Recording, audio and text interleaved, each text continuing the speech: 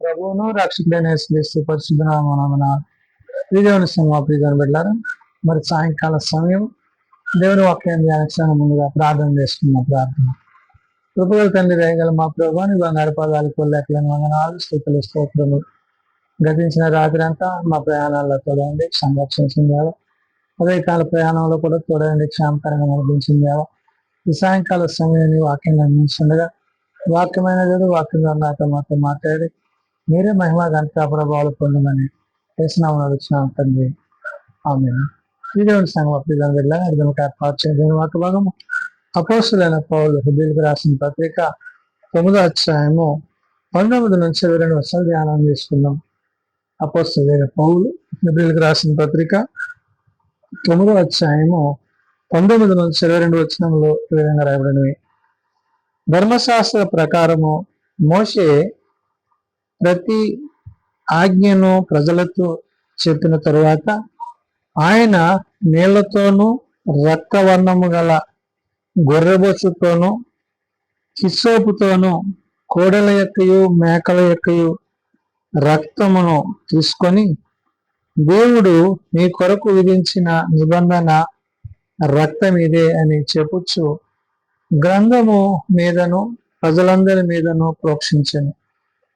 దేవుని సంగమా ప్రియాని బిడ్డలారా, పౌలు హెబ్రీ సంఘానికి పత్రిక రాస్తూ నిబంధన రక్తమును చెందించిన ఆనాటి మోషేను గురించి పౌలు ప్రస్తావన చేశాడు. అంటే దేవుడు ఏదైతే మొదటిగా ఆయన మోషేను ఆ యొక్క ఆజ్ఞలను బట్టి ఆయన మాటను బట్టి మరి దేవుడు మోషేకు తోడై నడిపిస్తూ మోషే ద్వారా ప్రజలకు కొన్ని ఆజ్ఞలను మరి ఆయన తెలియజేశాడు. వాటిని ఇక్కడ పౌలు గుర్తు చేస్తా అంటున్నాడు.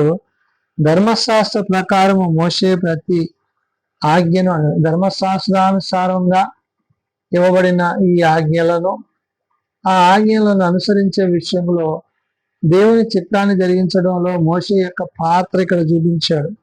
అందుకనే ధర్మశాస్త్ర ప్రకారం మోషే ప్రతి ఆజ్ఞను ప్రజలతో చెప్పిన తరువాత, అంటే దేవుడు మోషేకు చెప్పాడు, మోషే ఇప్పుడు ప్రజలకు చెప్తున్నాడు ఆ విషయాలని చెప్పి ఆయన నీళ్లతోనూ రక్తవర్ణముగా గొర్రెబొచ్చుతోనూ హిస్సోపుతోనూ కోడెల యొక్కయు మేకల యొక్కయు రక్తమును తీసుకొని దేవుడు మీ కొరకు విధించిన నిబంధన రక్తము ఇదే అని చెప్పుచు గ్రంథము మీదను ప్రజలందరి మీదను ప్రోక్షించాడు. ఇక్కడ మోషే చేసిన పని ఏంటంటే దేవుడు ఏదైతే తనకి చూపించాడో ఆ ప్రకారంగా ఇక్కడ నీళ్లు తీసుకుని రక్తవర్ణము గల గొర్రెబొచ్చుతో, అంటే ఆ నీళ్ళన గొర్రెబొచ్చుతో ఏం చేశాడంట, హిస్సోపుతోను కోడెల యొక్కయు మేకల యొక్క రక్తమును తీసుకొని ఇవన్నీ కూడా ప్రోక్షింపబడిన చెందింపబడిన ఈ యొక్క జంతువుల యొక్క రక్తాన్ని తీసుకుని ఏం చేశాడంట, దేవుడు మీ కొరకు విధించిన నిబంధన రక్తం ఇదే అని చెప్పి ఆ యొక్క జంతువుల నుంచి తీసిన యొక్క రక్తాన్ని తీసి ఆయన వారి మీద మరి ప్రోక్షించాడు. కాబట్టి ఇక్కడ దేవుడు మీ కొరకు విధించిన నిబంధన రక్తం ఇదే అని చెప్పుచు గ్రంథము మీదను ప్రజలందరి మీదను ప్రోక్షించాడు.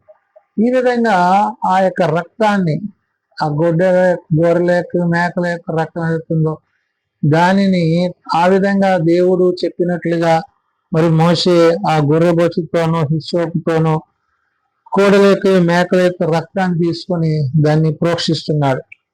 ఈ విధంగా తాను చేస్తున్నప్పుడు దాని గురించి పౌలు చెప్తుంటున్నాడు, గ్రంథము మీదను ప్రజలందరి మీదను ప్రోక్షించాను. అంటే ఆ ఆజ్ఞలను ఆజ్ఞానుసారంగా జీవించడానికి కావలసిన వాటిని గుర్తు చేసి చెప్పు వాటి మీద ఈ యొక్క రక్తాన్ని ప్రోక్షిస్తూ అదే విధముగా గుడారము మీదను సేవా ప్రాంతములన్నిటి మీదను ఆ రక్తము ప్రోక్షించండి. అంత మాత్రమే కాదు, ఏం చేసినట్టు ఆ రక్తాన్ని అదే విధంగా గుడారం మీద, అంటే ఆనాడు పాత నిబంధన కాలంలో దేవుడు మోషేకు ఏదైతే చూపించాడో ఆ గుడారం మీద కూడా రక్తాన్ని ప్రోక్షించారు. మరియు ధర్మశాస్త్రము ప్రకారము సమస్త వస్తువులను రక్తము చేత శుద్ధి చేయబడుతున్నవని.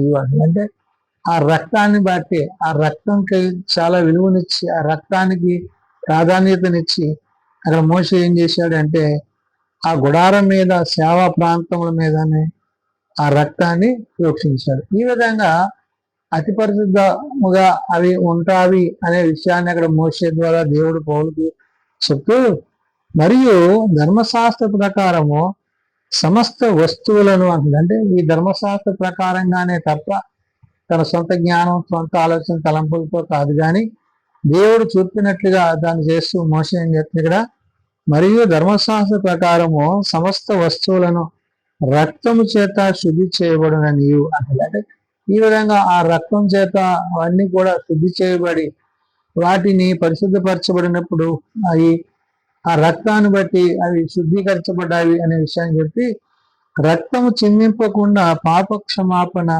కలుగదని సామాన్యముగా చెప్పవచ్చు. ఈ విధంగా రక్తం చిందించకుండా అంటే ఆ రక్తం లేకపోతే గనక ఏముండదంట, పాప క్షమాపణ కలుగదని అన్నాడు. అంటే ఏంటి, ఈ పాత నిబంధన కాలంలో మోసే ద్వారా ఏదైతే ఒక నియమాన్ని, ఒక పద్ధతిని వాళ్ళు కలిగి ఉన్నారో, ఆ గొర్రెల యొక్క, మేకల యొక్క రక్తాన్ని, ఆ కోడ దూడ ద్వారా ఇవన్నీ కూడా ప్రోక్షింపబడినవిగా, అవి పరిశుద్ధపరిచేవిగా ఉంటాయని పౌలు గుర్తు చేశాడు.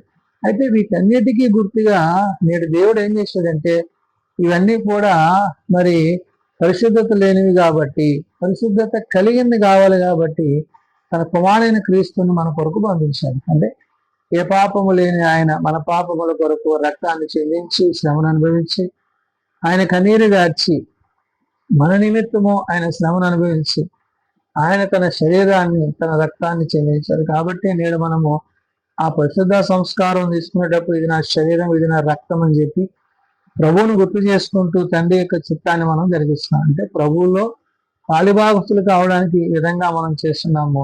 అంతకుముందు మరి పాత నిబంధన వాళ్ళు చేసినవి అవి పరిశుద్ధం కాకపోయినా కానీ పరిశుద్ధ రక్తం అని చెప్పేవారు. కానీ నేడు ఈ పరిశుద్ధ రక్తము తండ్రి తన కుమారుని ద్వారా అది మనకు అనుగ్రహించారు. కాబట్టి నేడు మనము ప్రభువుని బట్టి, ప్రభు యొక్క మాటని బట్టి పాపము నుండి విడిపింపబడి, రక్షింపబడి క్రీస్తు యొక్క ప్రేమలో నిలిచిన వారమే, ఆ ప్రేమకు తగిన వారమే జీవించాలని సాయంకాల సమయంలో భక్తులైన పౌలు హెబ్రీ సంఘానికి, మీరు సార్వత్రిక సంఘానికి తెలియజేసిన మాటలు ప్రార్థన చేసుకున్నాం. ప్రేమ నమ్మకం కలిగిన మా తండ్రి, కృప కలిగిన దేవ, అవునైనా మరి నేను ప్రయాణంలో, ఈ రోజు ప్రయాణంలో నాకు తోడైంది, సంరక్షించారు. తెలుగునైనా మరి తిరిగి ఈ సాయంకాల సమయాన్ని నీ వాక్యాన్ని అందించగా వినగల చెవి, చూడగల కనులు నేను మీ బిడ్డలకు, కుటుంబాలకు దయచేయండి. శరీరధారిగా, ఆత్మరూపిగా మా మధ్య నివసించి మమ్మల్ని కాపాడి సంరక్షిస్తున్న దేవ, తెలుగునైనా మరి ఏది నీ చిత్తమో, ఏది నీ అంగీకారమో మేము ఎరిగి గ్రహించి ఆ ప్రకారం జీవించడానికి కొన్ని సహాయం తెచ్చండి. చిన్న బిడ్డలు, యవనులు, పెద్దలు, వృద్ధులు ప్రతివారిని వారి వారి తరగతుల చెప్పిన ఆశీర్వదించి జీవించండి. ఎప్పుడు నశించగా అంతకందరూ మారు మనసు కలిగి పాపక్షమాపణ కలిగి నీ కృపలో వద్దుల పెద్ద సహాయం తెచ్చండి. ఓదానాడు హెబ్రీ సంఘానికి రాసిన యొక్క పత్రిక నేను సార్వత్రిక సంఘంలో ఉన్న ప్రతి బిడ్డ తెలుసుకొని ప్రభు నీలో పరిశుద్ధపరచబడి, నీలో పవిత్రపరచబడి, నీ రక్తమందు కడగబడి, నీ నీతిని అనుసరించి జీవించే కృప మందరికి దయచేయమని ఏ సంవత్సరం ప్రార్థించుకుంటున్నాం తండ్రి. ఆమేన్. పరలోకమందున మాట్లాడి నీ నామం పరిశుద్ధపరచబడగా, నీ రాజ్యం వచ్చేదాక, నీ చిత్తం పరలోకమందు నెరవేర్చినట్టు భూమి మీద నెరవేరేదాక మనదనలో మాకు దయచేయం. అలా ప్రార్థన చేసిన వారిని మేము క్షమించిన ప్రకారం అపరాధం శోధనలో ప్రకాశం పట్టించింది. రాజ్యము, శక్తి, మహిమ నిరంతరము నీవే అన్నారు. ఆమేన్. మన భగవంతుని దేని ప్రేమ, ప్రభువైన యేసుక్రీస్తు కృప, ఆదరణకర్త అయిన పరిశుద్ధాత్మ సహాయం సదాతోడండి సంరక్షించిన ఆమేన్.